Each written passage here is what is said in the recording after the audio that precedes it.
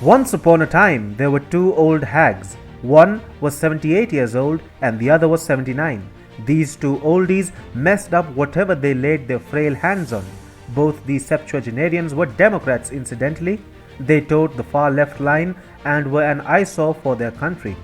Unfortunately, their time is now. Both these overaged Democrats are in power. While one is occupying the White House, the other is controlling the White House occupant and dictating his policies. Joe Biden and Bernie Sanders. It's a toxic cocktail.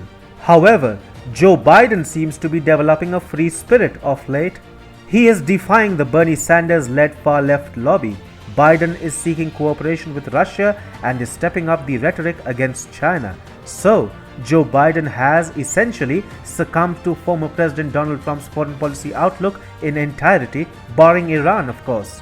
China is the biggest threat which the United States is faced with, but silly old Joe was unwilling to accept the same until only very recently. Now, however, he has understood that Donald Trump's anti-China policy must be followed in letter and in spirit. But guess who is not liking this drastic change in Biden's thinking a tad bit? It's the 79-year-old Bernie Sanders, whose most constructive contribution to America has been a meme of him dating back to January this year. Bernie is pro-China and anti-Russia. So, he is all set to create hurdles in the path of Biden going all out against China while making up relations with Russia. Hi and welcome. This is TFI Global, the foreign affairs and geopolitical analysis arm of the TFI Media Group. I am your host Sanbir Ranhotra, and in this video we will talk about how Bernie Sanders is going to force Biden's hand to keep his foreign policy pro-China in nature. The million-dollar question, however, is whether Joe Biden will succumb to the far-left extremist. The Biden administration has finally started moving on Trump's path when it comes to tackling China, even though Biden started on a very different note by antagonizing Russia and going soft on China. The US president has changed tracks now. Biden is now looking to encourage cooperation with Russia while antagonizing China, just like his predecessor Donald Trump. But Biden will ultimately take a U-turn because there is another thought process working simultaneously with Biden's latest move to pivot against China. We are talking about the pro-China opinion pursued by Bernie Sanders, a radical socialist who remains ideologically strong in the Democratic Party with his followers, the Squad, and other radical progressives who vouch for cooperation with China and refuse to drop the anachronistic fight against Russia.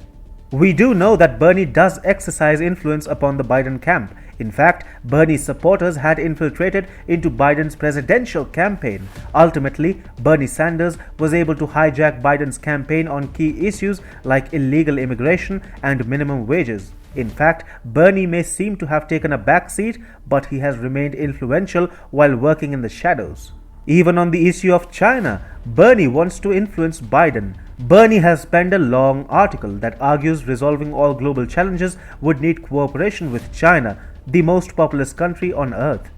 Bernie mostly tried to downplay the threats posed by China and called for engagement with the authoritarian nation that simply refuses to follow the rulebook.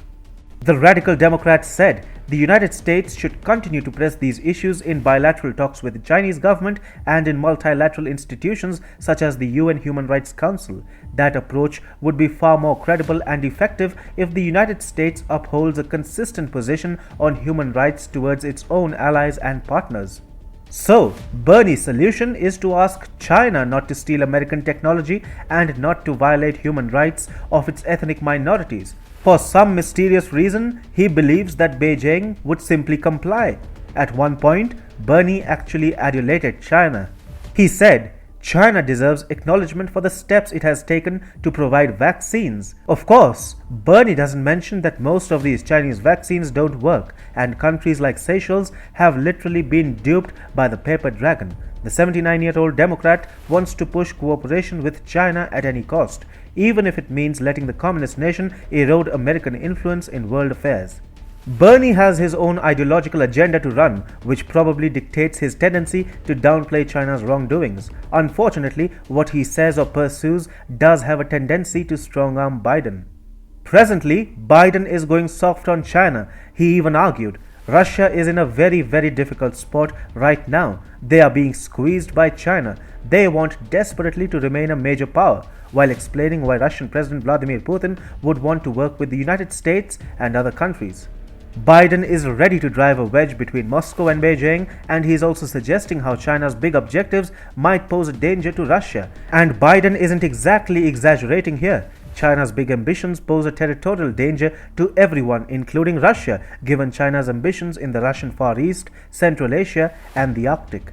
Biden wants to pivot against China while developing a mutually beneficial relationship with Russian President Vladimir Putin. But a 79-year-old Democrat, Bernie Sanders, will most certainly succeed in strong-arming the US president and compel him to take a U-turn on the China front.